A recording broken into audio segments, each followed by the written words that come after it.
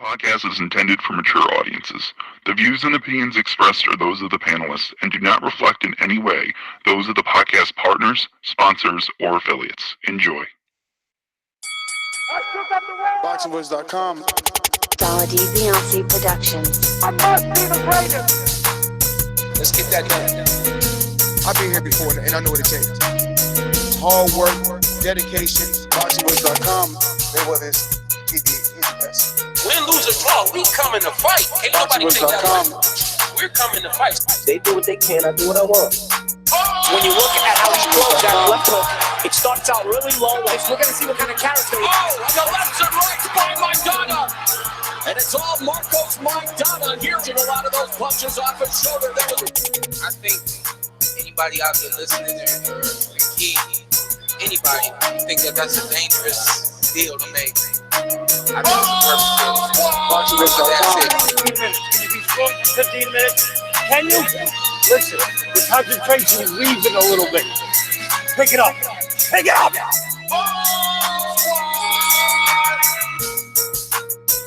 Some things about we got to deal with the body shots. I don't think you want to be that close to us. He's talking about letting the left hook go, then you take the left hook. Let's get that done. Look, the fire's coming. Are you ready for the fire? Look, we're firemen. We are firemen. The heat doesn't bother us. We live in the heat. We train in the heat. BoxingVoice.com. Let's get that done. Welcome back, ladies and gentlemen. Welcome back to another Thursday edition. Previews and predictions. Time to make your picks. Who you got? How intelligent are you? Huh? You say you the best. Well, we're going to put you to the test. Call in 1-425-569-5241. Make your preview and prediction for all this weekend's action, and there is a lot of it. So much to talk about. Obviously, we got James Degale versus James Eubank Jr. Then we got Joyce versus Bermane Stiverne. What's left? Can he come back from that knockout loss to Deontay Wilder about a year ago? Lee Selby versus Omar Douglas, underdog fight of the weekend. Prospect Chris Kongo in action, as well as Andre Sterling. Over on Fox Sports, or Fox, should I say, Anthony Dirrell versus Avni Yildirim for the vacant WBC title that used to belong to David Benavidez, the brother of Jose Benavidez. Then Efetobor Apochi, the brother of F.A. Ajagbar, is and will be on the card, as well as prospect Money Powell. A lot to talk about, man. I mean, we got the DAZN card as well, all the way in Mexico, in Tijuana, Mexico. Man, I'm really saddened that I wasn't able to go out and cover this one, because boxing, going to countries and taking me to different countries, is all about what I want.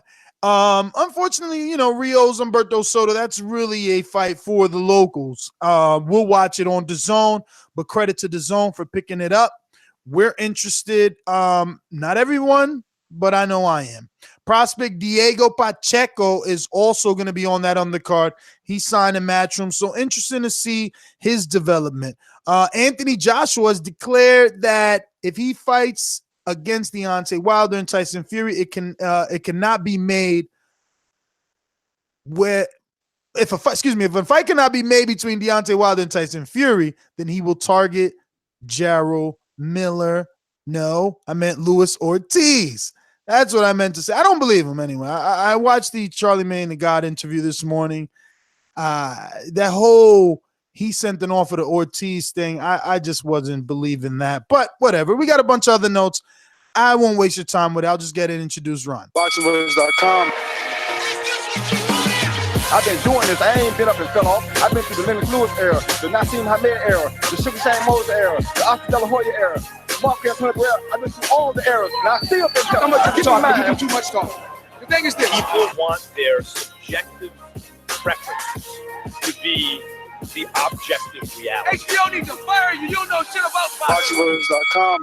Yo, It's Thursday, so it's time to pick them and see if we'll eat some crow on Sunday. So we definitely got a lot of fights to go over, review, recap. In addition to potentially Anthony Joshua maybe targeting Luis Ortiz. Ortiz got a fight coming up in a week or two, so maybe we'll find out if this is the future fight if you get past Jarrell Miller. But in addition to that, Eddie Hearn has also talked a little bit about Callum Smith and Kell Brook news coming up, maybe in May, in hopes of an LA show, maybe with their new signing of Rung Visai and Estrada II. Also, Canelo and Danny Jacobs has a media tour, 3 locations, New York, Mexico City, LA. So the formula is starting to become a normal thing, and I'm loving it. In addition to other fights announcement, and also I want to just get into some of the drama over the weekend. You know, the sparring of the James Degale and Chris Eubank. We got Paulie Malignaggi and the senior going at it a little bit. Joyce, Bermane, Stiverne coming over to Sam Jones. Somebody wants to slap him.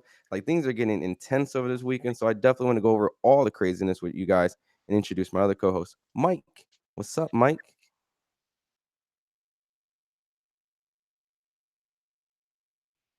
I speak it, believe it, receive it. Speak it, believe it, receive it. Speak it, believe it, receive it. I can't say it enough. I speak it, believe it. With the skimp, 2 attempts, handed bands over. Sicko hit, shot and miss, 2 to stand over. Turn up. Breadwinner, huh? Look who in the building. Let me check my Instagram. I might be at 1 million. And I'm in. BoxingWinners.com. Yo. Before we get the damn thing started, ESW, what's up? Fat Apples, what's up? Double Jab, Fighter IQ. Hamed 92 was good. Fresh BX was good. But yeah, man, we all know why we here. We all know why we here. Eubank, yes, sir. Chris Eubank, James Degale this weekend. I'm very excited for this fight. As you all know, Eubank is one of my favorite fighters in the sports. And I really expect him to be a better version of what we've seen from here previously. I think with the adding a trainer to his camp, we can get some of the things that we all know he needs to work on. So I'm excited for that. Also, I'm excited to see what kind of James Degale we get. Do we get the James Degale that we seen against Dirrell, Butte, or do we get the one we seen against Caleb Truax? You know what I'm saying? So that's a big if too. Also, Bermane Stiverne goes apeshit at a press conference yesterday. Him and Joe Joyce got a little history, got a little beef, so I'm excited to see how that plays out. Who knows? Maybe Bermane can cause the upset. Also, man, we got like Ned said, we got the fight down in Mexico. Man, it's a lot of stuff going on, man. This weekend we got the FS1 card with Yildirim and Anthony Dirrell, a guy who Chris Eubank already beat, and Yildirim. So I'm excited, man. Let's go and get it started. Let's get it popping. Eubank, yes, sir. Warrior chant right there, Mike. That's your warrior chant for. So why are you so excited? As you all know, like when I first Eubank is one of my favorite fighters, man. Like he just his personality, his persona, the facial expression, not flinching, not just like. And the guy got a chin, and ever since I seen his pops simply the best documentary, I kind of fell in love with the whole family. And his pops said some things today that I didn't necessarily agree with. You shouldn't be second guessing or putting doubts on your son that might creep into his mind, but we'll get into that. But like I said, man, Eubank is just a guy that I always like, man. I like his fight style, I like his work rate, and I just like the fact that he throws punches and bunches. Well, I mean, it is the first topic of the day. I favor him, so if you got your list out, go ahead and sign me up for Eubank to get the points decision. I don't see him knocking out Degale, even though depending on what version of Degale we get, maybe a corner stoppage or referee stoppage is possible. But I mean, Degale just seems to be on the decline unless he can show us that he's turned it around. I don't think there's much to debate here. It's a good main event, maybe a little bit too late for some in the UK, but the co-main event and undercard are strong. They're both decent, so it makes it an overall good event. We'll get this on Showtime at a normal time, right, Ron? You know what? I don't know. I'm actually gonna pull it up. All right. But Well, I don't know what Degale has left. No, you can expect it to be at 5 o'clock I figured Eastern time right on before Saturday. right? Okay, so it's going to be morning or midday over here. It's going to be the normal time over in the UK. So this is going to be just a broadcast, pretty much. But look, I'm going to go with James Degale. At this point, when I first originally jumped on the show around that time, I actually picked Chris Eubank against Groves. You know, there was a lot of hype with the Chris Eubank, and you know, there was always this controversial, you know, quote unquote, who won against Billy Joe Sanders. Traitor. But me myself, man, at that point, I kind of felt like I need this fight for him to win to prove to me that he has something in him. This is one of those things where we all know James Degale was a gold Olympic medalist. He won, you know, the vacant belt after Carl Froch, you know, left it. And so at this point, James Degale has been in some wars. He was in probably the upset of the year, in my opinion, against Caleb Truax. Then he had the rematch, which just still wasn't like any better, except for the fact that he won. So this is where you're going to see a guy who was a former champion, great amateur background, go down to the reclining of his career. While Chris Eubank, I would say this would be his third high-profile fight. If he loses this as well as James Degale loses this pretty much is going to be the tail end of their career, and it's going to be something where it's going to be really hard for them to bounce back. You know, I don't see anyone who loses this fight to be in another great opportunity fight. Well, he's the alleged A side, right? He said in an interview that he's with PBC and Al Heyman now, and all his fights will be with PBC and Al Heyman. And I believe after this fights, all his fights should be in the U.S., or he's looking to do some U.S. fights. So they have him winning, but ESPN feels the way that you feel, and their article was titled James Degale, Chris Eubank, something like, you know, neither man could lose. Yeah, I mean, it makes perfect sense. I mean, where does Chris Eubank go after losing to James Degale, which many people don't speak highly of him after that Caleb Truax fight? I picked Chris Eubank against George Groves. I just thought he was a younger guy who was just the passing of the torch. It was set up for him. He talks the talk. His videos have all these flashy, you know, I was sold, you know, and, you know, at that point, he just did not perform that George Groves fight. And you're always going to hear those people saying, look, he couldn't even beat the guy who had one arm at the end. It's just one of those things where if Chris Eubank wins, he needs to win in spectacular fashion. If not, he's still going to be kind of like, to me. What do you think, Mike? I think people are a little bit too hard on my guy Eubank. Let's go through his 2 losses. Wow, 2 losses. Good God Almighty. But George Groves is a naturally bigger guy, 168. Eubank is not really 168. I wish he'll move back down, but George Groves came in real big, and he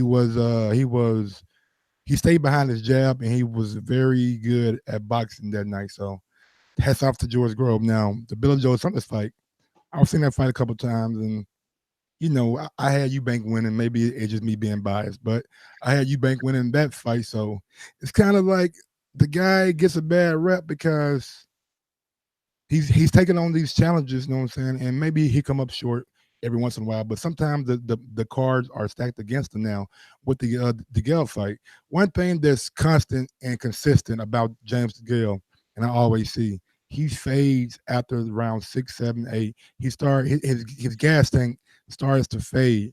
And with a guy like Chris Eubank, if he starts early, don't make the same mistake he made in the Billy Joe fight. Don't wait. Go ahead and press the action. If he starts early, I believe he can wear James Degale down and end up stopping him or getting him out of there. Now, if it goes to points, I'm looking at a gold medalist, you know what I'm saying, a guy who has Olympic pedigree, but I just don't know if James Degale really lives that lifestyle of a boxer. Sometimes there are rumors out there that he's in the nightclubs and he's doing this and doing that, but I don't have concrete evidence on that. But what I do know is Chris Eubank Jr. lived the life of a boxer, man. The guy works out every day. He's always in tremendous shape. And I think along with that and his newfound trainer and the skill but that I he mean, has, AJ said that's genetics, that's DNA. Like, we don't know. He could look the way he looks. What do you mean? No, I mean, this guy doesn't even develop Like, let's just be real. Like, he's been fighting this way since he fought Billy Joe Saunders. He hasn't had a trainer either his whole career. Now he finally got a trainer. He's failed. Every step up, he's failed. Bottom line. Okay. You know, his claim to fame is Reginald Quinlan, a dude who he himself made popular, a dude who was 16 and something with like a draw at the time already and an IBO strap. That's the only relevance that he had. Come on, bro. And you're going back down the resume. Yo, Chris, like I said, tomorrow, you gave your pick and you gave your motherfucking analogy. Can I get mine? I mean, you had 15 minutes, bro. Let me have my 15 minutes. The audience, like, he's like, say what? Big shit. Bro, what you mean? I'm giving them reason why Chris Eubank will win. I'm trying to give a educated motherfucking synopsis. God damn. You fluffing them up. Let me fluff them up then, homie. Chris Eubank. He will be victorious this weekend against James Degale. I expect a late round stoppage or Eubank to win on points. There you go. Now there's another thing that we'll get into it, but Dirrell is in a title shot against, Avni Yildirim. Granted, Chris Eubank has stopped him in that World Boxing Super Series. So there's always going to be a storyline. I hope Yildirim win. Boy, I hope Yildirim. I mean, but think about that though. Granted, if he would win and Chris Eubank would lose to James Degale, I mean, there's still an opportunity for him to still have a career from that point. But it just really depends on how he performs in this fight and how the Dirrell fight looks. Sooner or later, man, y'all gonna start respecting Chris Eubank Jr. Man, y'all gonna stop using his name as a fucking joke or a pun or whatever Ness is trying to do over there, man. I ate crow though. I'm just telling you, I ate crow against. I ate a lot of crow in George Grove. Yeah, George Grove went out there and put on a extraordinary boxing match, man. He stayed behind his jab. He did not let Chris Eubank lure him in into a slugfest. I don't know if James Degale has that stamina, has that engine to do that. That's all I'm saying. Look, from this point, what is the better storyline? Who's going to be a better opposition on the 168? At this point, we got I love Muff Dive. About time, baby. About time you agree with a real one. About time. I'm sorry. Oh, he picking Eubank. He like Eubank. I can tell in the chat. But look, at this point, I think my heart is going with Chris Eubank, but my pick is going to be Degale just because of the fact that Eubank at this point, if he would win, I think he has a better storyline. He can carry on to the division. He can go chase after that world title he's never received. James Degale had all the accolades from that point, but he's declining, and I would hate to see Chris Eubank lose to another guy, which many people perceive not the same James Degale.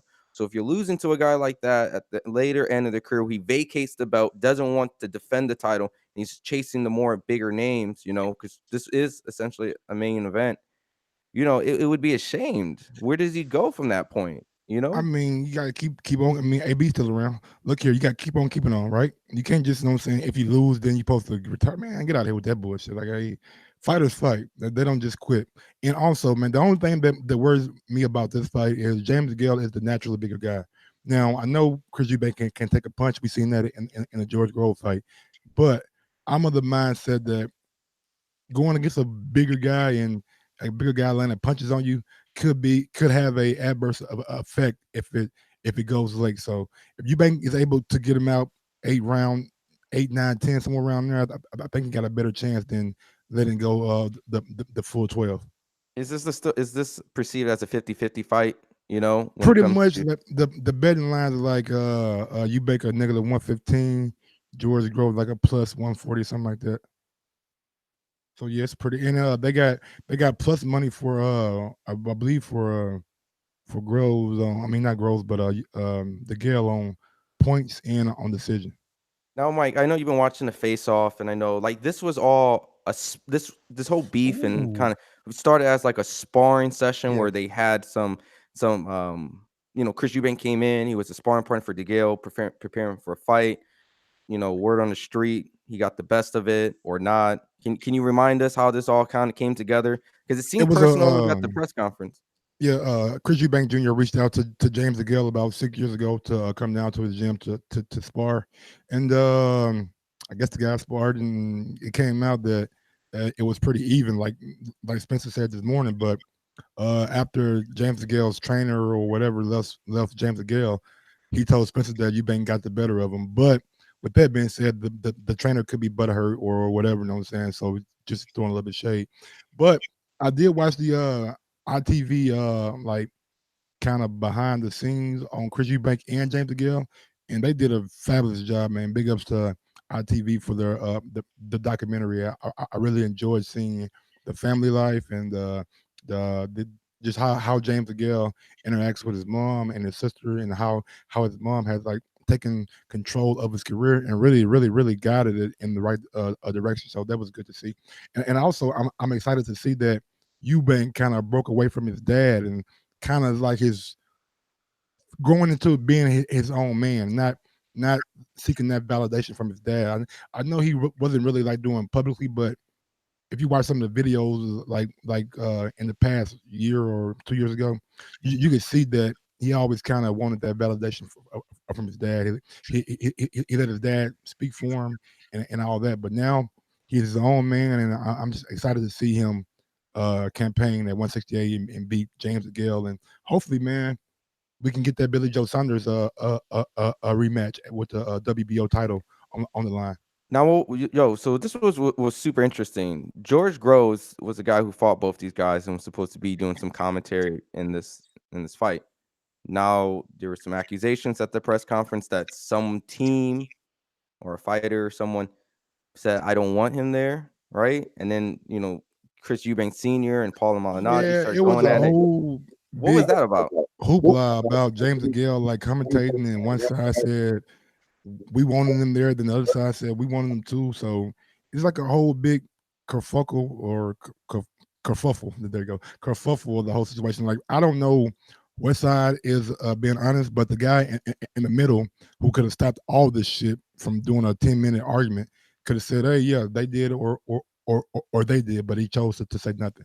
So hopefully they bring George Groves in, man. He gives good insight, and he's a boxer that box both of them. So I think it's kind of disrespectful in a way, especially. I think I got that impression by the social media advertisement of it, because it was like this picture of Groves. And it's like, oh, George Groves, the man that beat Eubank, the man that defeated Degale, will now commentate. It's like, damn, why y'all doing it like that? You know what I mean? Why not just say George Groves would be commentating, like, to let the world know that the two people are fighting lost to this guy? Like, I don't even get it. Like, why? I don't know. Yeah, I totally agree, man. But at the same time, we seen Ward cover the fight, so it's like, yeah. It is. Yeah. But I agree with the promotion of it. You shouldn't have him beating both guys. I mean, if you're a boxing fan, then you just should have him on the poster saying that he's going to be commentating. Now, who's not commentating but going to join Degale's corner is Paulie, right? Paulie Malignaggi. He's officially going to be there to support him, help him from that standpoint. Do you think that's going to allow James Degale to have a better corner in this fight?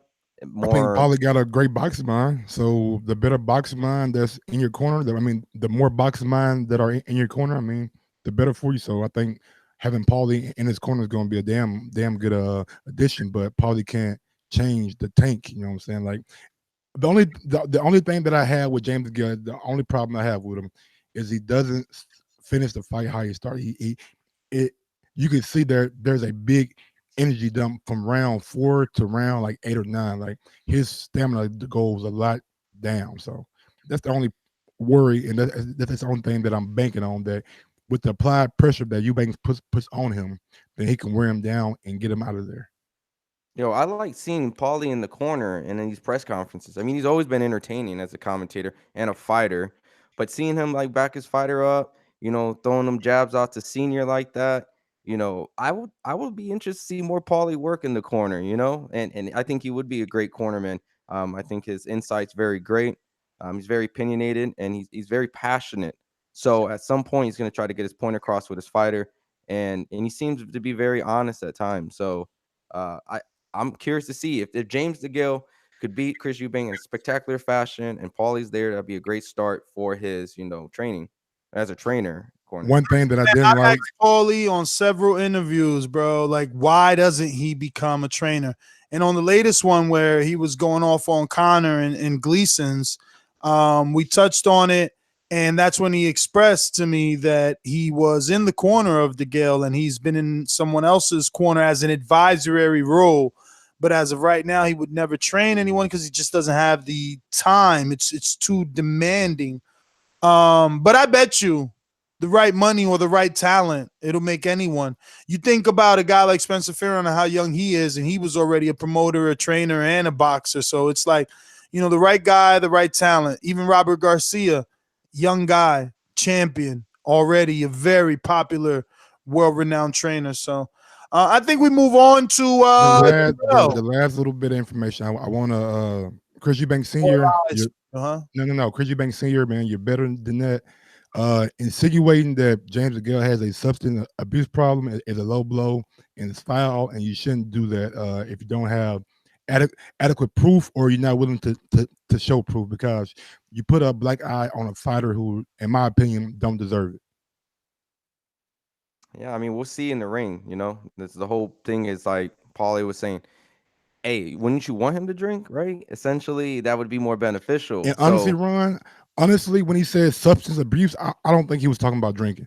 That's just my opinion. I don't have anything about it. I don't know him, but the way he insinuated to me tells me that he wasn't talking, because it's easy to say alcohol or you have a drinking problem, but he said substance abuse. So Chris Eubank Sr., again, you're better than that. But like Ned said, let's move on to the co-main event. Is it a co-main Lee Selby or is it Bermane? Let's just. Oh, y'all talked about that fight for so long. I was trying to go to the whole next fucking channel. Oh, okay, my bad. Sorry. I mean, well, I guess we'll give our real thing quick on Bermane and Joyce. The whole Bermane and Joyce thing, that was another sparring situation where, you know, allegedly someone great job by Jack is the truth. Talking, he had a great interview with Bermane Stiverne. I don't know if that's out yet, but he had a great interview with Bermane Stiverne. And you know, Bermane was very touchy on that sparring, which I don't get, Ron, because the leak was Bermane schooled Joyce. So why is he so upset? I mean, that press conference, I can't remember if it was today or whatever, but Bermane Stiverne has been in this heated session with Sam Jones, the manager of Joyce, and there's a lot of emotions. You know, they're calling him a gatekeeper. He's coming off this, you know, knockout Deontay Wilder, very embarrassingly, and sparring. You know, but that's the thing, man. Like, we don't know what's left in Bermane, and look. The last time he was here, he talked this way. He talked up that second fight with Wilder. We thought he was actually going to put up a fight, and that ended really quick. Joyce is no Wilder, but do we believe Bermane? Does he have some more good fights left in him? I'm honestly just going to go with my pick and go with Joyce. It's young man's game. So at that point, it just makes sense that he probably does feel like this is at the end of his career. A young man's game, you know, metaphorically, not literally, right? Because I think they're both pretty close to the same age. Yeah, they're pretty. I think Bermane like 33, Joyce is like 31 or 32. Joyce is tall. I've met him. Tall, slim, and I don't mean slim thin. I mean like in very good shape to be a heavyweight. Now, the one thing that I would say, looking at Joyce's resume, because I was doing some homework for the betting show, he's never fought anybody on the level of Bermane Stiverne, but we don't know if Bermane Stiverne is still on the level. So we don't know what he's got left, man. I wish we knew what was in that tank, because you're absolutely right. I mean, this guy could give him rounds, but we don't know because we don't know what's up with Bermane. So, and just being safe, I'm gonna go with Ron. I'm gonna pick Joyce. Yeah, me too. He's meant to win. He's meant to win. If he's gonna get picked by me, it's gonna be you know where. Yeah, yes, sir. Me too. I'm the same way. Now, how important it is to have a great performance. And I know there's a lot of people who's a huge Wilder fan. So if they're wanting the man Deontay to shine, they obviously want Bermane to last the whole entire fight, let alone to win. But I don't think it has anything to do with Deontay. If anything, Joyce has to worry that he shines, because people could say that Deontay took everything out of Bermane. That's just the truth. They're gonna say, what did he have left after that knockout? He hasn't fought in a year. I mean, I could hear that right now. All the pressure is on Joyce, but for a different reason. He's What's that? opening up on ITV UK boxing pay-per-view, right? So there's a lot of pressure on him to come away with a dominant performance, because if he does, then he could be a marketable guy over in the UK for the PBC on ITV. So the pressure is on him because he's back in his home country fighting again. So he has to at least look good and possibly get a knockout, because we all know, boxing fans, hardcore or casuals, when we watch heavyweight division, we want to see one thing: people go to sleep. So I think the pressure is on Joyce. Yes. And styles make fights, and I feel like there's going to be a lot of pressure because Deontay had this crazy knockout. I feel like myself, if he breaks him down and gets an early knockout, I'll be content with that. It doesn't have to be in the first 15 seconds, 3 knockdowns, and Bermane slumped over. I just think Joyce just has to get him out and make it seem like he didn't belong in there at all.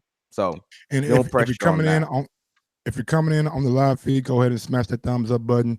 It helps with the visibility of the show. We're trying to get bigger, you know what I'm saying? And we got some good news today, you know what I'm saying? Potentially could be doing something. You know what? I'll save it for later. But yeah, go ahead and smash that thumbs up button. And also, if you want to go one step farther, head over to the boxingvoice.com/affiliate sponsors and click on that Amazon link. Bookmark that link, save that link, and do all your shopping through that link. I guess we all give out things on Joyce and Bermane Stiverne. Let's go ahead and go to the, in our opinion, might be a surprise of the week. Lee Selby and Omar Douglas, Super O. Lee Selby at 135. So Lee Selby is moving up from 126 to 135, but Super O is moving up from 130 to 135 also. So could be a very intriguing fight. And if Super O can apply the kind of pressure that Josh Warrington did, I think he can wear Lee Selby down and potentially get the upset. What do you guys feel? The same. Yeah. Look, I've heard stories about Lee Selby, and I'll bring it up. What, Welsh Mayweather stories? They called him the Welsh Mayweather. They did. Yeah. It must not be very many boxers over there in Welsh or Welsh, wherever the fuck he's from. Walsh So Lee's coming off his loss against, Josh or Warrington. Wales, probably from Wales. Josh Warrington has shown to be more than just a great fighter. He's defending his title against a great champion of Carl Frampton, and he's going to be defending it against Kid Galahad. So Josh Warrington came in, took the bout, and at this point, Lee's moving up in 2 weight classes now at this point, right? So he's coming up 2 weight classes. Some people said he was struggling to make that weight in his previous fight. So obviously at this point, this is the story of, I'm at my comfortable weight. I should be good here, but is he jumping too much in weight? He didn't show up to the press conference the other day. He said it was a car problem. That was from Jack the Truth. From my understanding, he told me that if your car breaks down, you can get anywhere in London within like 30, 40 minutes, just taking an Uber or a taxi. So missing a press conference, Does Lee Selby have enough skill to go out there and outbox Omar Douglas? Because we know Omar got the dog in him, but we know Omar has some power, and we know he's gritty. So does Lee Selby have the angles, the movement, the boxing ability to go out there? Because looking at Selby's record, doesn't have very many knockouts. So that's telling me that the fight is going to go the distance. So with angles, with movement, with punch selection and variation, can he go out there and beat Omar? Yeah, he's gonna have to be Mayweather like in this, because he's only had like 9 knockouts. He's facing a bigger guy, pressure fighter. Some people said he had a very controversial fight against Javier Fortuna. I think his slickness and his movement is gonna have to be on point in this fight, because I think people might be underestimating Omar. Maybe they're looking into this fight the wrong direction based off his record. His last fight wasn't televised, and that can pose a problem when you don't know what your opponent's last fight looks like. So Omar is definitely coming in motivated. He was trained out in Philly. Jay Hardcore got footage of him, so you can check him out on our YouTube channel. And I think that this is a good opportunity to probably make some money if you feel that Lee Selby is not going to be the same fighter he was years ago. Who you So this got, could be Ron? upset. I think you guys convinced me with Omar, man. Okay. I just think that this is just too many variables, you know. And if Lee Selby does great in here, then hats off to him. I deserve the crow. But I feel like this is a lot to coming off of a loss, and I think that Omar's being overlooked. And I think that Selby may need to have a perfect performance because he does not possess the punch power to keep Omar off for a long time. Hey, Ness, by your energy and your wonderful breakdown, I'm gonna go that you going with Omar, right? Okay, yeah, he's going with Omar. Okay, me too. Nah, Omar I'm going with Selby by decision. Psych. I'm going with Omar. Hey, hold on. Now it is he is going overseas. There's always that story of he's in his backyard now. Listen, it's the same Mikhail Fox story though. Mm-hmm. Same Mikhail Fox is, like, except that Fox is Selby this time. And Omar got a some kind of working business whatever with PBC and Al Heyman. So but he did a job before, what was the fight? Edna Cherry? Okay. And he was with Al. And look, man, you can't leave it in the hands of the judges, and you got to do more so that they can't rob you. Robberies are always in tight fights. You never see blatant robberies unless it's Laura versus Paul Williams. I haven't seen anything like that again. But again, let's move on. We've been on this card forever. Unfortunately, y'all took so much time. We had to rush. Eubank. So we got Anthony Dirrell. I know deep down this you're disappointed in him because you picked him too on that George Grove show. I remember watching, and I know how you feel. I know you was let down, and I know you feel like you were conned because you said that on the show. Like he conned me. I'm never going to believe in him again. But trust me, bro, you're making the smart pick by going with Eubank Jr. and he would not let us down this time. I'm telling you, James Degale doesn't have that engine. But the Fox card, man, is headlined by Anthony Dirrell and Avni Yildirim, and they're fighting for the vacant WBC World Super Middleweight title. Who you got, Ron? Who's the favorite, man? Who is the guy? Look, I'm not gonna lie. I probably wouldn't even know this opponent if he didn't fight Chris Eubank. So seeing the fact that he has an opportunity for the vacant title because David Benavidez failed, or he had failed drug test, or he had some cocaine or something in him. So this is pretty much going to set up David Benavidez to face the winner of this. I'm gonna go with Anthony Dirrell. I mean, I didn't see much of his Yildirim minus the Chris Eubank knockout, and from that point on, he went on to win against a whole bunch of people I haven't really heard of. So just going off of Anthony Dirrell, who he is, his relationship with other fighters, he's lost to Badu Jack, but he had a draw on that scorecard. I mean, he's bought better opposition. I don't know which Anthony Dirrell is going. Older. It's going to entirely show up, So sometimes you get a good Anthony Dirrell. Sometimes you get the one you seen against Dennis Duggan. Maybe Dennis Duggan just was on his game tonight because I thought Dennis Duggan won that fight before it got stopped. So I'm gonna go with the upset, man. I think this the one fight that may potentially land in an upset. If Yildirim is able to just keep his composure and work out some. I mean, he's a big guy, so I mean, I don't know if Dirrell can like muscle him around like he be doing everybody else. So I don't know. I'm going with Yildirim, man. I don't know why I'm going with him, but because you like Eubank, man. It's better for Eubank. I just messing with you. It is better for Eubank though for Yildirim to win this fight. But Dirrell, I heard Dirrell talk about retirements already. So it just makes you wonder where his mindset's at. Did you watch the face off between those two? Because it's so much boxing shit now, man. It's hard to catch all of it. But were you able to see like snippets of it or anything? To be honest, man, I've been out here at the Anthony Joshua press conference uploading videos and stuff. So I haven't, but I've also seen other people in the chat say similar things like that. So that's one thing that I don't like from fighters talking about retirement while you're still a active boxer. And it's just like I'm just not gonna buy into the Yildirim hype right now. I don't really know who he is. I've seen his biggest step up we kind of criticized Eubank enough on the last topic for him to now come in for a title shot against, Anthony Dirrell.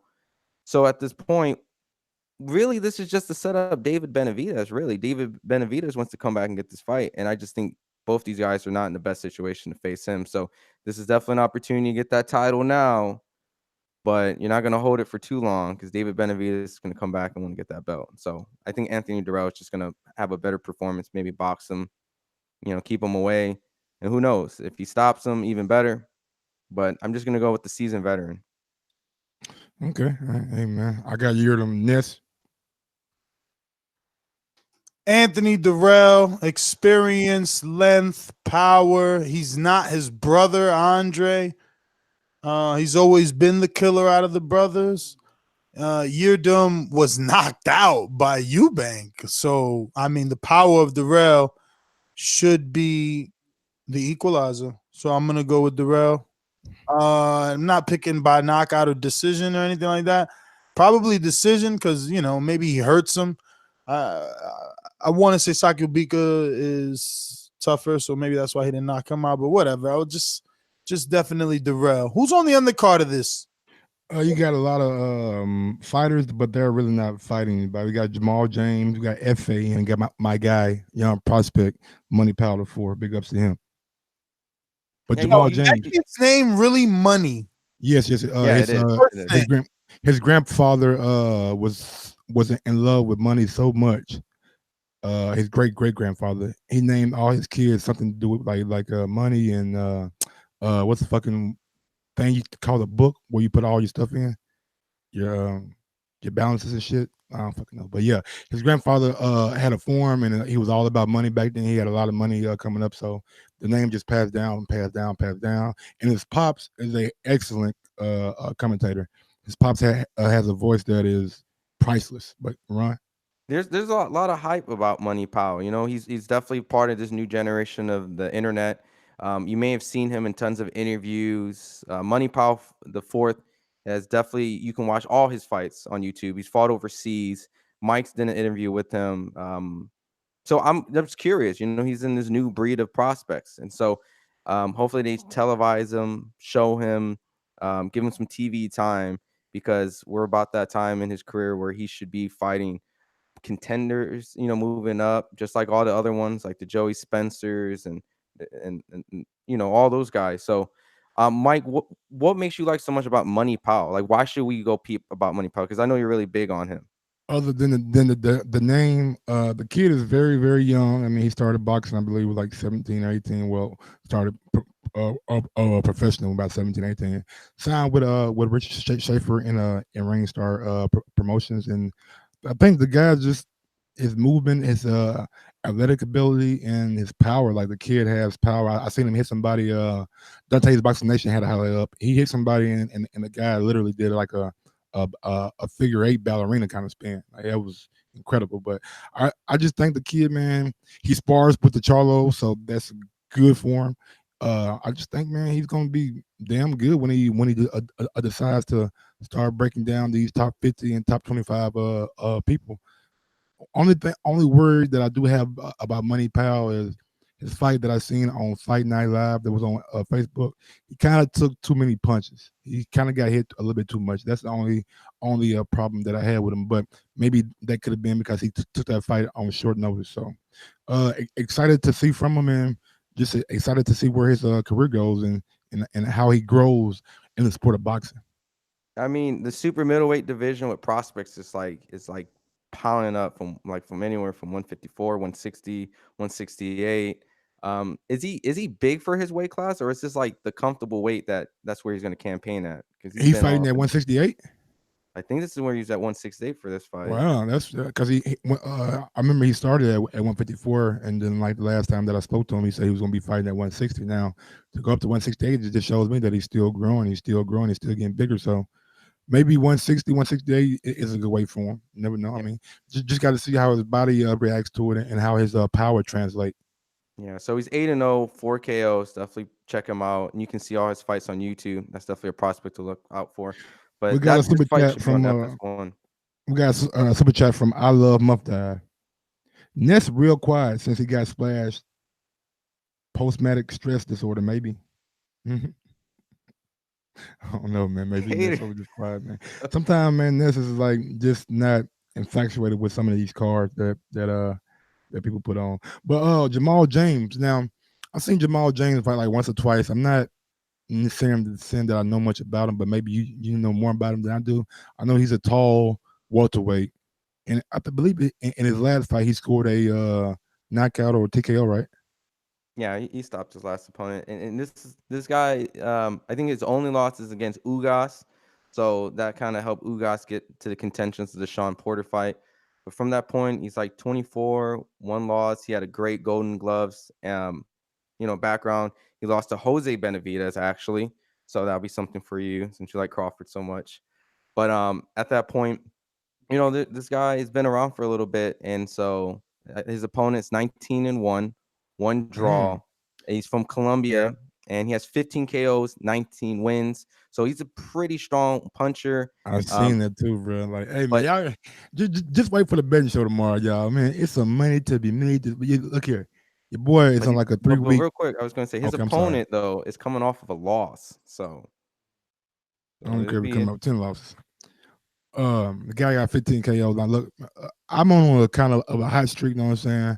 I don't know when the last time I ain't won some money. So if you guys want to win some money, man, come out and check out the betting show tomorrow on Patreon. We'll be talking about these fights and these matchups and different parlays to make everybody win a little bit of bread. But yeah, I mean, now we're kind of getting the tail end of this particular card. It's just I'm looking at the calendar. It's February, April's coming up. I don't really see a lot of Showtime fights. Is everything coming on Fox right now? Here we go. Like, yeah, all right, man, over there, man. You gotta breathe hard, nigga. Nigga, roll up, nigga, roll up. Throw some water. I don't understand, man. Like, some shit is just normal, man. Like, we need to learn how to communicate, man, as men. Like, there shouldn't be no issues with asking a question. I learned that a long time ago. The stupid question is the one you don't fucking ask, man. Yes, sir. Why can't we talk? Like, I don't get that. That's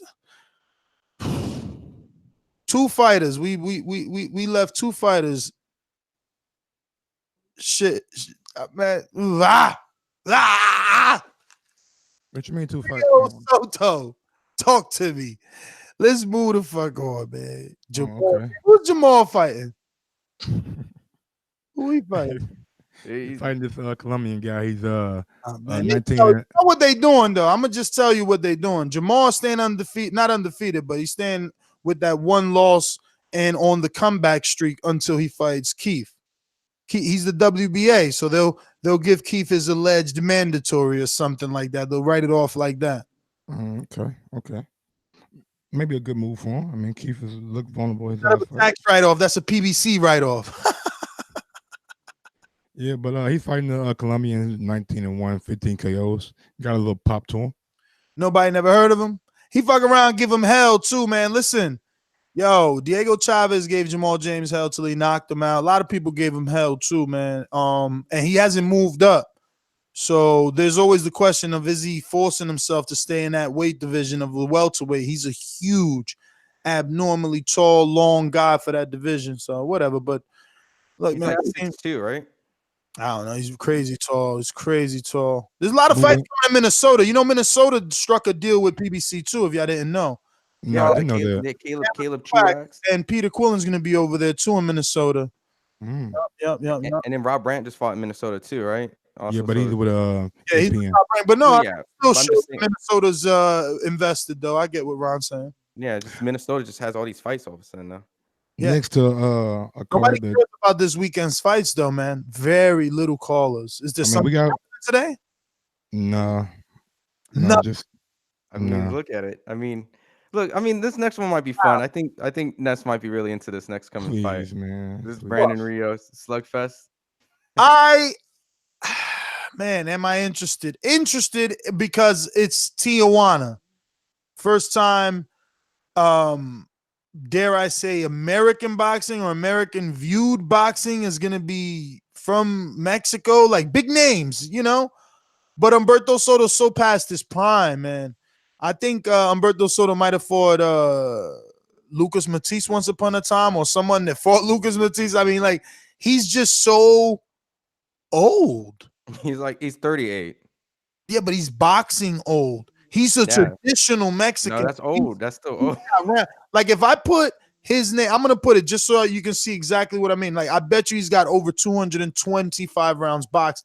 That might be selling him short. I bet he has 68 wins, 9 losses, 2 draws. Like, you don't see records like that. How many rounds boxed though? Man, I don't know even where you can. Oh, you're not 576. Holy rounds. shit! I said 225. 576. See what I'm saying? Rounds. Jesus, that is insane. Guess how much Rios has? 230. That's what I thought, because Rios is the same minded mentality. Like, let's bang. Wow, 500. That's crazy. That boy's going down. When's he last fought? He fought last year. We got to bet the round. Like, he's got a whole year. He don't fight. He fought August. Oh, he just fought August. He fought twice last year. August. Okay. August 4. But these records aren't really like 2, 3. He'll be fighting in the third month. No, he'll be fighting the second month. 6 months off. 6 months off. Ooh, he went the decision. And he got stopped by Lucas Matisse in 2012 in that rain. That's kind of where Rios knocked out Alvarez. Rios was taking some punishment in that Alvarez fight, though. But he also beat John Molina Jr. not too long ago, 2014. No, that's a long time ago. What am I talking about? Soto? Yeah, you beat John Molina in 2014. That was Molina like at 135, no? Look it up. That's at 140. No, I think that there's money to be made on what round Rios knocks him out. This dude's getting stopped, bro. He's crazy. Oh, he's got mad rounds boxed. He's here for the check. He's here because he's Mexican and his fight is in Mexico. There's no way. The zone is not letting this guy lose.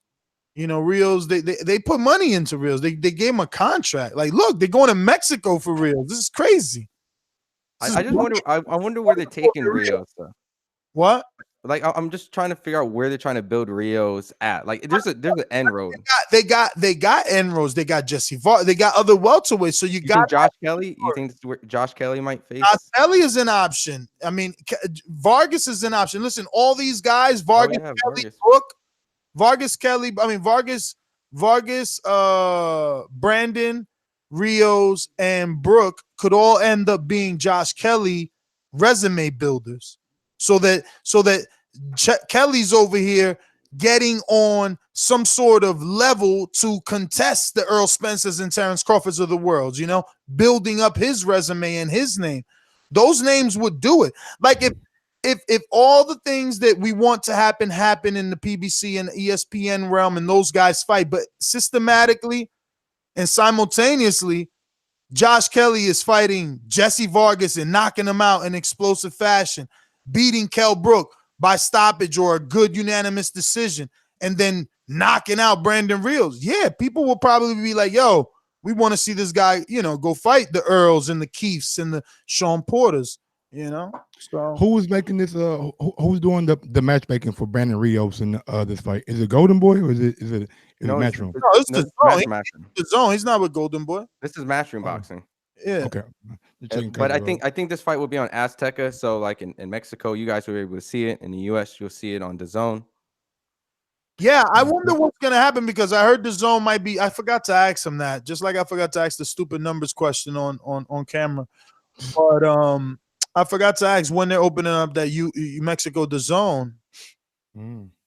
So maybe we get more Azteca cards. That'd be dope. And what's is a lot of the UK people are like, oh, when you're gonna do UK DAZN, because they want some of the fights that we get that they don't get to get. But that's a conflict of interest for Sky Sports. For Matchroom, really. Not necessarily Sky Sports is the one that's going to be upset. For Matchroom, Matchroom has every right to give them their ear. Not if they have a contract with Sky Sports. They got to wait till that contract goes out to do the UK rights. Have every right to give them their ear and find out what's on the table. That's what I'm saying. They can do that. And listen, all contracts are meant to be broken. You could pay to get out of him. We just had someone on the show. Bob Arum just said that Andy Ruiz paid to get out of his contract. Yeah, but TV contract is a little bit different, man. Maybe so. But lawyers are meant to do their job. You damn right about that. They get paid enough. They're there for a reason. Anybody worth a note on that? Rios Soto. Yeah, This snuck up on me. I didn't know this was Saturday already. Well, they have the new prospect Diego Pacheco. Yes, and he's 17. He's tall as hell. Like pretty much, he's a middleweight, 17 years old. He's an 8-time amateur national champion from Los Angeles. He's the one that Eddie signed from LA or California or whatever. Right. So he's 6 foot 4 inches. Who had 75 plus amateur fights. You can see him on Team USA if you Google him. He's been boxing since the age of 10. He's won tournaments such as National Silver Gloves, USA Nationals. He won his weight class at the 2017 National Junior Golden Gloves and the Police Athletic League Nationals. 2018, he was the champion at the USA Junior Olympics Nationals. I'm Facebook friends with this kid, so I've seen him. And he's a top-rated amateur in the middleweight in the U.S. and Mexico last year. So it didn't surprise me that he got signed. So this was 6'4", tall as hell. And his last fight, he knocked his opponent in the first round. Fox or whatever, right? Arlantes Fox like a 6'4" middleweight, right? I don't remember what weight class he's in, but I think he moved up the super. No. Okay, yeah. Just moved up. He did. Yeah. Oh wow, yeah, man, 6'4". I really don't know much about him, you know what I'm saying? But just listen to like his amateur background. It would be exciting to see what kind of player he can be coming up in the middleweight division. I mean, 6'4", nice range. I'm pretty sure, and Eddie must have seen something in him. And like I said earlier, his resume speaks for itself. Turned pro early, and I know Eddie's been trying to get a lot of these young prospects, and it's just I'm curious because this is the time where the Olympics is kind of in the limbo. Some fighters are waiting out to see if they go out for that, and then some of these are turning pro, like Chris Colbert did. That's his really good friends with and interviews. So I'm just curious what he sees, but he stopped his last opponent. One thing that I like about boxing that it gives the kids in the inner city a chance to go pro right out of high school or before they even graduate high school. Like basketball, football don't give you those kind of opportunities. You know what I'm saying? And it's a big thing right now with the NCAA. But for boxing, I'm glad to see kids making money and cashing in on their talents as soon as possible. Dude, that's evil. I look over at the chat. No. I mean, it's serious though, bro. Like, God, it's like I saw a tumbleweed go by in the chat. Jesus, man. What did he do? That just took a machine gun and went 300 seconds. Jack Kilby said, "Ha, Ness don't shoot." Yo, friendly fire. Yeah, evil. That's why he's smiling over there, all quiet. That's why he's been quiet this whole time. Let's keep it going, man. With the last topic, man. AJ, man. First, before we get to the Wilder and the Fury and the Ortiz and Big Baby news, just talk about do you think that he did a good job with his press tour? Sway in the morning, the Breakfast Club. I think first take is gonna be tomorrow. Also, some more shit too. But yeah, he's out there, man, doing interviews and. Really, this is brand new. Mike is the GOAT. It's not brand new, but it's like AJ been over here multiple times, and we really haven't seen two times. The Vladimir thing. The zone. When they went to Times Square and him and Vladimir was in Times Square. And all right. And you know what it was? Yeah. You know what it was? I forgot. Every time he come, I'm somewhere else, bro. When he came for that, wasn't I in the Wilder camp or in vacation? My nigga, I didn't know you then. I don't know. But look here, he was here for that one. He went to the Mayweather boxing gym where Dante got him on camera talking about Deontay, and he also came here for the DAZN lunch.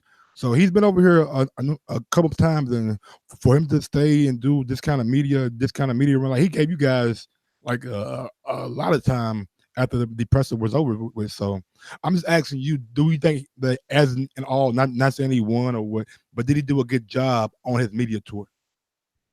Did he do a good job on his media tour? Did he do a good job on his media tour, Ron? Going to all the same radio stations every other fighter goes to. Like, I'm not saying about the fucking where he's going. What he's saying in the fucking interviews, Ness. I'm so impressed. I'm so impressed. He went to the same spot as Mayweather and Wilder and Broner and Earl and Oscar and yo, Jesus. Bernard Hopkins. Everybody.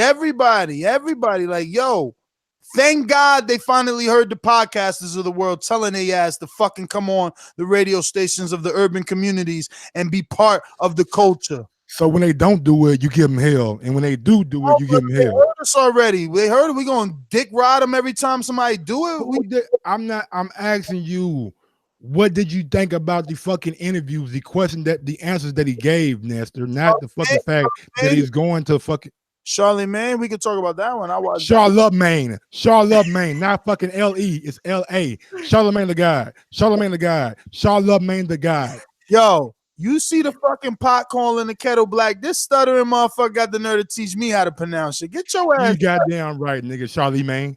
You and Charlemagne Nasty Gibbs, nigga. And mispronounce shit more than me.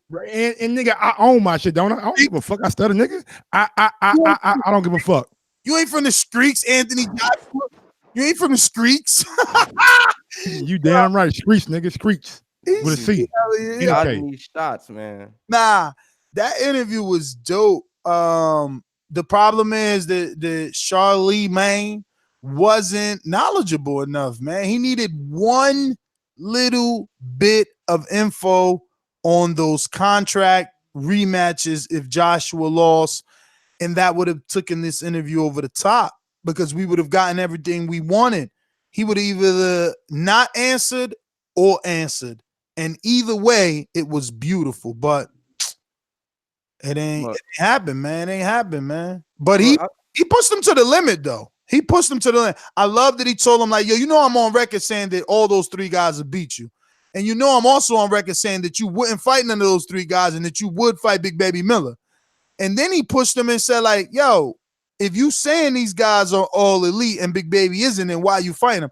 So, yeah, he killed them. But Joshua equally did a fantastic job in the interview as well. You know, portraying himself as the nice guy that he is. But he made me laugh off the top of my head a lot. I mean, off the top of my lungs a lot. Like when he was like, I keep my nut down, and then Charlemagne, what the fuck? So that made me laugh. Then he was like, nah, that means my head or whatever. Then he said another thing, and he was like, oh yeah, y'all lot say word is born. So word is born. Dead ass, son. Dead ass.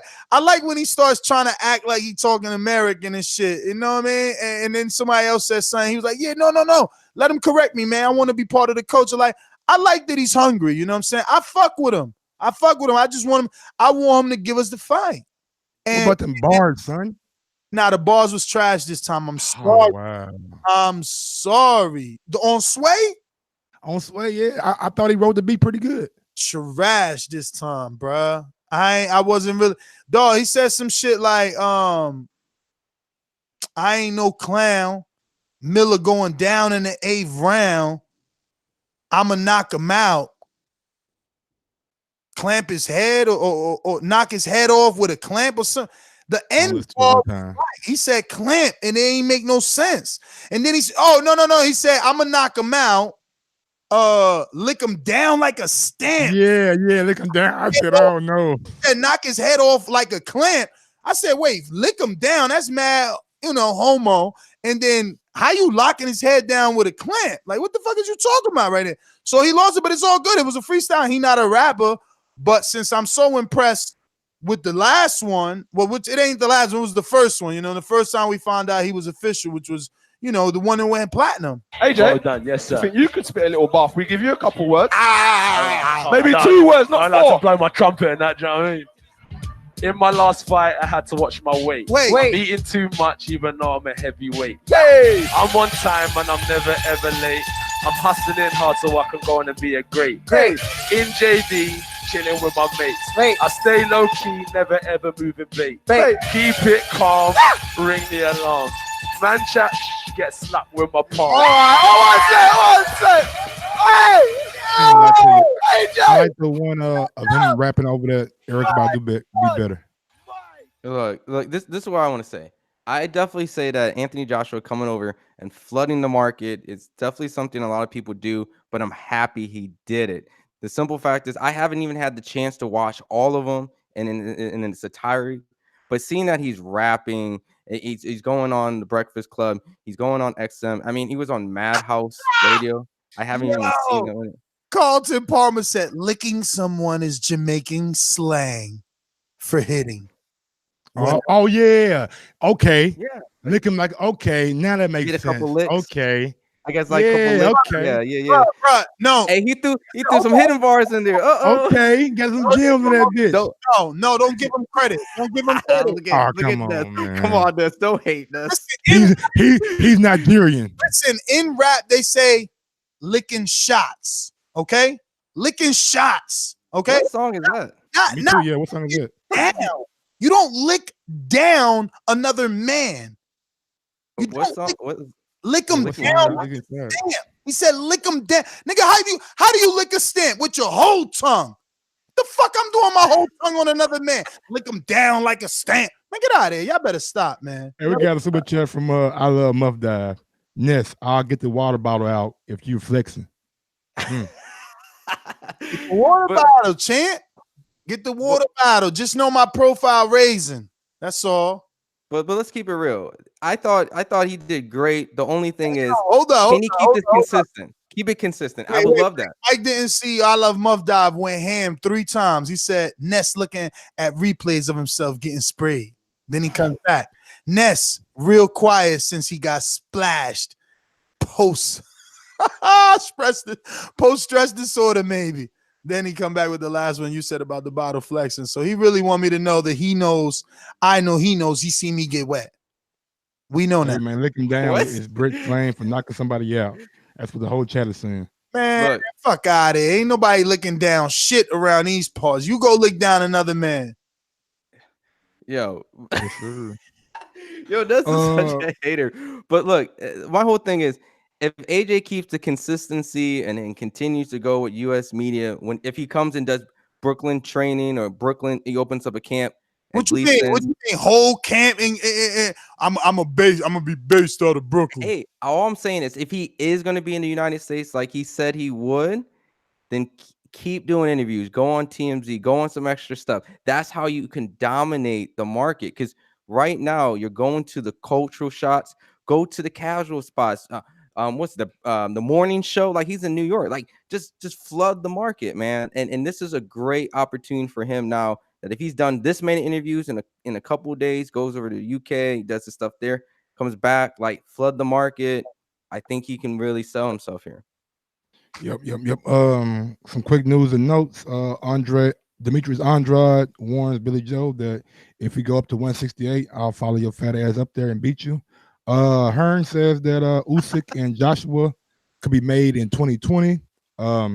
Errol Spence versus Mikey Garcia is going to be a pay-per-view that you're going to be able to buy in the movie theater. So if you don't want to spend that big money at home, you can bring your bottle and go to the movie theaters. You know what I'm saying? Or they just buy a drink at the movie theaters. Whichever one you want to do. Trainer Abel Sanchez has revealed he shot down the prospect of Joyce fighting Ortiz, happening now. He believes Joyce isn't ready for Ortiz and wants to have that fight, 2 more fights down the line before having somebody of Ortiz level. So when you're a fighter and you call out a fighter, let me see if I can mute a super chat. Oh shit, I can time you out. I love Muff Down. He said, I heard Blue Blood licked you dry, Ness. This chat is so foul, man. No, what I was saying is Muff Time is like an evil villain, bro. Who should have the final say so, the trainer or the fighter? Because Joyce came out and said that he would like to fight Ortiz. I mean, the fighter has the final say so. But you, if you're a fighter, you're gonna listen to your coach, man. Like, if I'm a fighter, I want my coach to say, yeah, Ness, we ready for this guy, or no, Ness, we not. Like, I don't want to go in there not level-headed. Like, that's what you got a team for. But there comes a point in time when you start seeing that you the man. Like after you done knocked off everybody, like you know you good. Absolutely. Archer Betterbeef is reportedly defending his title against Fornelling May 4th, and I believe that's going to be in Stockton, California, right, Ron? Yep. Yo, so check this out. Amir H says, in reference to the licking comment, Tyson Fury, and I quote, "All I know is that clit is getting licked." Damn. Who's the clit though? He was talking about Klitschko, but that's the thing. It was a play on words. That clit is getting licked. All right. So UK guy, get your shit together, brother. He's talking about the clitoris, but I mean, you wouldn't know about that because it's hard for the pussy to actually see the clit. Also, they Dave Higgins came out. Nigga nuts, bro. This nigga don't give a fuck about nothing. That's his love with the chat. One thing that I do like about Ness, he treat the motherfucker the same way. Hey, no, real quick. And Spencer are no different. He laughed at Spencer this morning. Now he laughing while I'm doing shit now. But this is what I'm saying. Look, Spencer was wilding. Come on, bro. He was on here wilding. I clipped it too, bro. I got some heat. And you know what? Yo, whatever, man. Don't do it, Ness. Come on, man. Look, but this is what I want to say. Ness doesn't block you, but if he times you out, make sure that when you do it, it's just well spent. Because Ness will read this. We did Creeping Comment Thursday today, and he read all the nasty comments on the water bottles. He read them all on Patreon. You guys with the water bottle comments, man. You guys are some fucking intelligent and thoughtful people. Use that shit somewhere else. I'm trying to sue Neil and Matchroom for $50 million. I would have said, "Oh no, nigga, I'm allergic to water." No, but Dave Higgins, Joseph Parker and Derek Chisora is not happening for April 20th at the O2, according to Dave Higgins. Parker's promoter has blasted. It says right. That's crazy, but you know what? I mean, hold on. He blasted Chisora's side as cowardly and claimed they tried to deliberately stall the deal so his man wouldn't have a full count. I mean, I think it's more about Bob Arum got some game in town, and let's go talk to Bob. We got a relationship. Let's let them phones ring. Bob don't change the number neither. Also, we got a couple more, like 2 or 3 more. Canelo is doing a media tour February 27th in New York. Ron will be there next week, man. Let's go. Damn, it is next weekend. Damn. Yeah. Friday, March 1st, Mexico City, and Monday, March 4th in LA. So hopefully we can get our guy firm there too. Also, doing the DAZN where is face to face. What's happening at? So what now? No, that's T-Mobile. Oh, they playing in LA? Jacobs and Canelo. No, T-Mobile in Vegas. I said Clarissa Shields. Where you get? No. Their pressers next week too. Clarissa Shields but and they're Hammer fighting in Atlantic Jersey. City. Oh, yeah. Atlantic City. And that's right down the road from you. Okay. Doing the face to face with Mike. Goddamn nigga. Yeah, sure. Why not? I don't know. Nigga, I ain't got a fucking map right here. I mean a fucking calendar. He was waiting for you to talk to yo. So bet on giving these bum ass. I got 2 motherfucking more, bro. Goddamn. Joshua and Miller had a face to face. Miller stormed out. He was pissed off for some reason. Whole episode on. And last one.